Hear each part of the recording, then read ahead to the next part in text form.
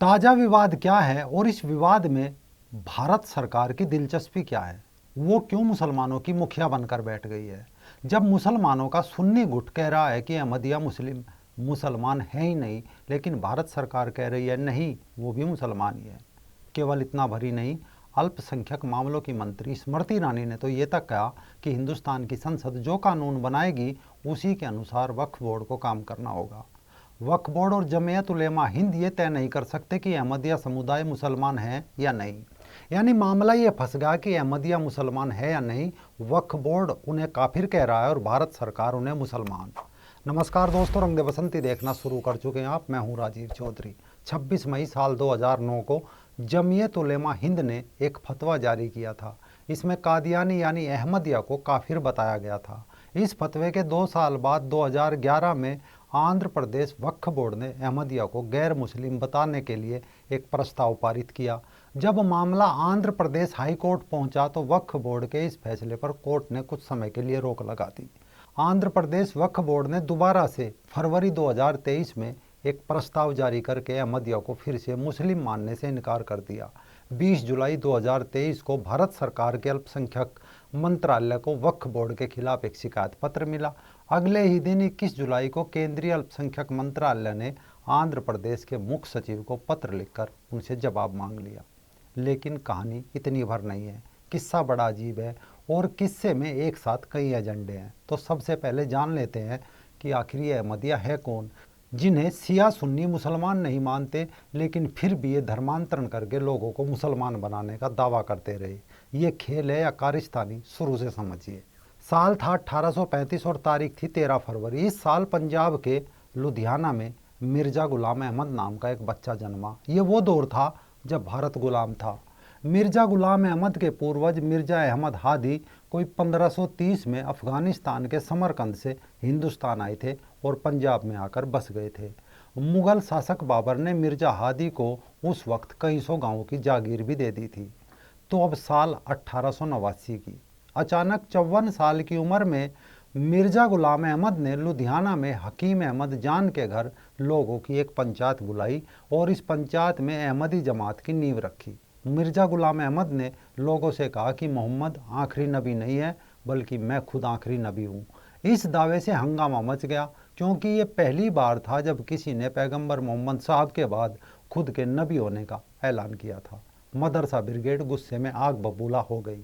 लेकिन मिर्जा गुलाम अहमद ने दावा किया कि मुझे पैगंबर मोहम्मद की तरह अल्लाह से हुक्म मिला है कि मैं तुमसे इस बात की बेअत लूँ, यानी अपनी बात मनवाऊँ कि मैं ही नबी हूँ। पहली पंचायत में पहले दिन 40 लोग मिर्जा गुलाम अहमद के अनुयायी हो गए। मिर्जा गुलाम अहमद ने खुद को पैगंबर होने का दावा करने के साथ ही ये भी कहा कि खुदा अब जिससे भी चाहे बात करता है। खुदा से बात करने का सिलसिला जारी है। कुरान आखिरी शरीयत किताब है, लेकिन हजरत मोहम्मद आखिरी नबी नहीं है। लेकिन अब ये खेल नबी तक सीमित नहीं रहा। इसी के साथ मिर्जा अपने आप को कभी भगवान कृष्ण, कभी राम, कभी गुरु नानक जी, कभी ईसा मसीह कहने लगा और अपने नए मत को चलाने के लिए नई नई भविष्यवाणियाँ और इल्हामों यानी दिव्य ज्ञान का ढोल पीटने लगा। बात यहाँ तक भी सीमित नहीं रही। मिर्जा ने एक किताब लिखी, वही हमारा कृष्ण। इस पुस्तक में लिखा कि ईश्वर ने हिंदुओं की उन्नति और सुधार के लिए अवतार को भेज दिया है, जो ठीक उस युग में आया है जिस युग में कृष्ण जी ने पहले से सूचना दे रखी है। उस निष्कलंक अवतार का नाम मिर्जा गुलाम अहमद है, जो कादियान जिला गुरदासपुर में प्रकट हुआ है। अब इससे हुआ ये कि मुसलमान तो मुसलमान थे, हिंदू बड़ी संख्या में मिर्जा के इस छल में आने लगे। पूरे पंजाब में मिर्जा की लहर चल पड़ी और हिंदू मुसलमान बनने लगे। तो उन्हीं दिनों पंडित लेखराम जी आर्य समाज के एक बड़े नेता और विद्वान थे। उन्होंने खुला चैलेंज कर दिया मिर्जा को कि यदि वो भगवान कृष्ण के अवतार है तो गीता के श्लोक संस्कृत में बोलकर दिखाए। और आर्य समाज के 2 सुयोग्य विद्वानों पंडित देवदत्त शास्त्री और पंडित श्याम जी कृष्ण वर्मा से संस्कृत में वार्तालाप करे। दूसरा, 6 दर्शनों में से केवल 3 के आर्ष भाष्य मिलते हैं।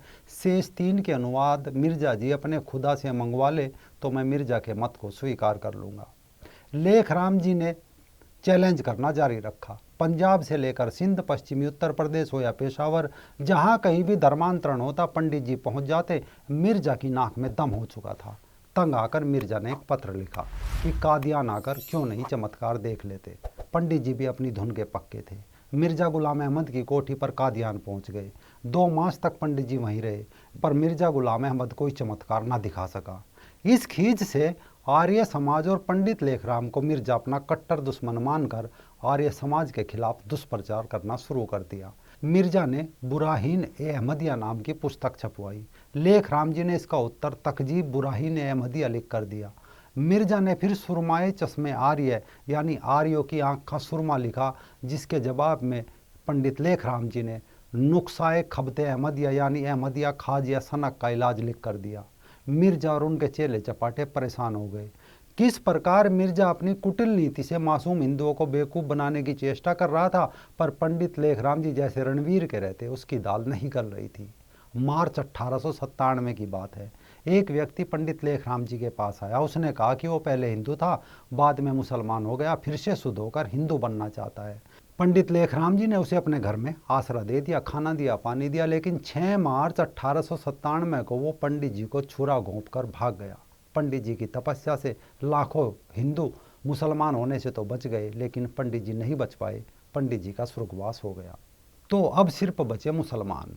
साल 1908 था। मुसलमानों के नए नए नबी मिर्जा गुलाम अहमद भी बताया जाता है कि एक टॉयलेट में मर गए।